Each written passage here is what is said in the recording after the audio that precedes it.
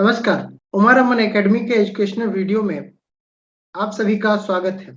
आइए दोस्तों, vibration number को कैलकुलेट किस तरह से करते हैं, आज उसी सीरीज में हम एक नए स्टॉक का वाइब्रेशन नंबर जो है वो हम और आप दोनों आदमी मिलकर सीखेंगे और निकालेंगे कि वो क्या है, उसका नंबर क्या है और वो किस तरह से वर्क करता है। गैन स्क्वायर ऑफ 9 में जब हम उसको इंसर्ट करेंगे, क्या सपोर्ट एंड रेसिस्टेंस नंबर किस तरह से निकालेंगे, वो अपने फर्स्ट ऑर्बिट में है या फिर वो अपने फर्स्ट ऑर्बिट को वो क्रॉस कर चुका है, ये सारे चीज जो है वो आज हम जानेंगे, सीखेंगे। तो वीडियो को लास्ट तक देखिएगा। तो शुरू करते हैं।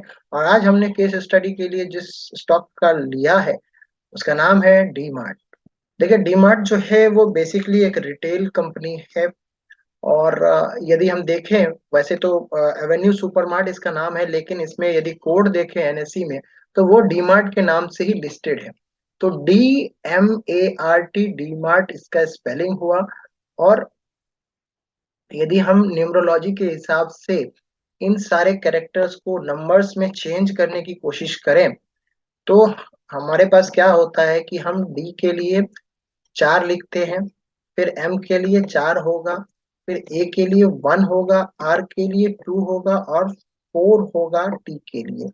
एक चीज देखने वाली बात है कि यहाँ पे 4 नंबर का जो है डीमार्ट में बहुत ही ज्यादा रिपीटेशन हो रहा है।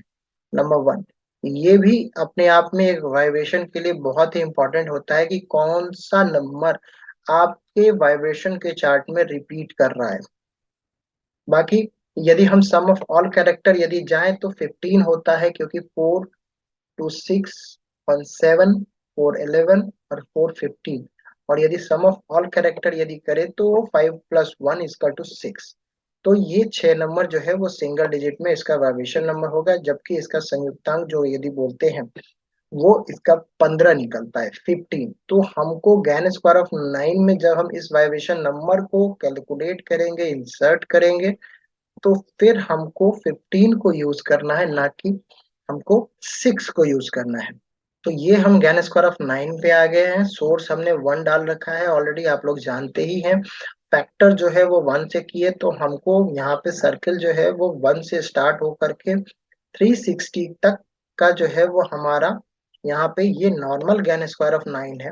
ये नॉर्मल ज्ञान स्क्वायर ऑफ 9 है। यहाँ पे आपको और इवन स्क्वायर मिलेगा, और ये सारे चीज जो है ये आपको ऑड स्क्वायर के लाइन है। और ये सारे आपको ये डायगोनल क्रॉस और वर्टिकल क्रॉस जो है वो दोनों चीज जो है वो सब कुछ ये ज्ञान के रूल के हिसाब से ही है। इसमें हमने कुछ नहीं किया है।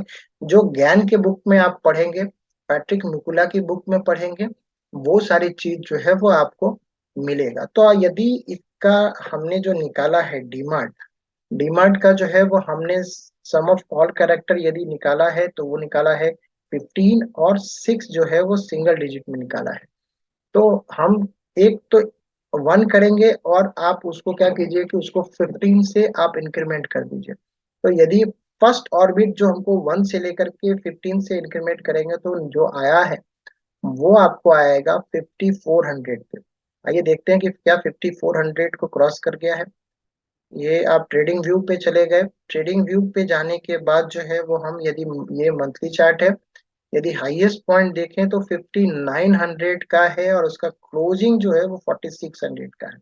यानी कि पहला ऑर्बिट जहाँ पे खत्म हो रहा था, ये वहीं पे रेसिस्टेंस लिया है, क्योंकि ये मंथली चार्ट पे यहाँ पे आपको शूटिंग स्टार जो है वो आपको दिखेगा। तो फिलहाल आप 5400 से जो है ये वाइब्रेशन का नंबर आपको यहाँ पे, जब तक ये 5400 के नीचे है तब तक ये चार्ट तो आपके लिए वैलिड है। तब तक जो है वो वैलिड है ये, जब तक ये 5400 के नीचे है। ये हमने 5400 का हॉरिजॉन्टल लाइन डाल दिया। तो 5400 के नीचे जो है वो ये सारे आप वाइब्रेशनल नंबर जो है वो आप कैलकुलेट कर सकते हैं और सपोर्ट एंड रेसिस्टेंस के लिए ले सकते हैं। लेकिन यदि 5400 के ऊपर जाएगा तो फिर क्या होगा, देखिए यदि 15 और 15 के करेंगे तो 5415 के आसपास जो है वो यही खत्म हो जाएगा। उसके बाद 15 का स्क्वायर जो होता है वो 225 होता है। तो यदि जैसे ही सेकेंड ऑर्बिट में जाएगा, जैसे ही सेकेंड ऑर्बिट में जाएगा तो आप दो तरह से कर सकते हैं। सोर्स 15 रख सकते हैं, उसको 225 से जो है वो आप उसको आप उसको इंक्रीमेंट में डाल सकते हैं। जबकि दूसरी काम है कि आप 225 को डालें और 225 से जो है वो फैक्टर को आप उसको इंक्रीज करते रहे। तो ये दोनों तरीका है।